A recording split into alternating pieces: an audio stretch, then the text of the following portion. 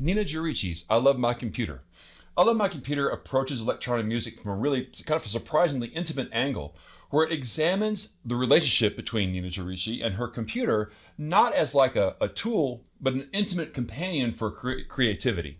She's an Australian DJ, and this is her debut album, and it's a concept album that loosely explores what it means to grow up alongside machines that help us shape, create, and communicate, and even, in a way, understand ourselves. The album itself unmistakably sits within the sort of creative collective memory of early 2000s youth, right? There are very specific references in here to things that are vividly from that era. Talking about an iPod Touch and a Pikachu case with a little crack in it, references to using GarageBand as a creative tool for musicality. All these references have a meaning to people that were raised in that era. And rather than viewing those items as with some sort of like technological distance and suspicion, I Love My Computer treats them as companions in self-discovery. And that framing distinguishes the album from sort of the cautionary tales of internet addiction that we talk about so much today.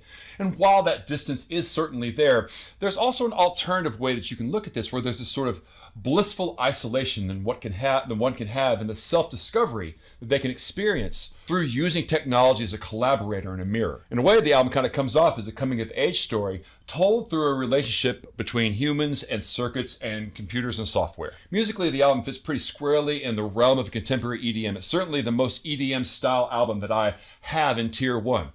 And as such, it reminds me a lot of the early aughts. At the time, I was listening to things like Deadmau5 and listening to a lot of Daft Punk, and that defined a lot of the musical landscape of the 2010s. But the conceptual framework that we're looking at this album from is definitely told from a more contemporary perspective, I think, looking back fondly at that time. Now, what I think makes I Love My Computer so compelling is really its an emotional sincerity. Beneath the surface of pulsing beats and digital textures lies a surprisingly tender portrait of adolescence growing up in that environment when technology was really coming into its own and showing the possibility of self-reflection through the media. And for many listeners who grew up in that era, computers weren't just a machine. They were the gateway for creativity, community, and self-expression. Ninajirichi really leans in that experience, making an album that's generationally very specific, but also widely relatable. It captures that strange warmth of growing up with technology in front of a screen, but realizing that machine that's helping you make music is also helping you understand who you are.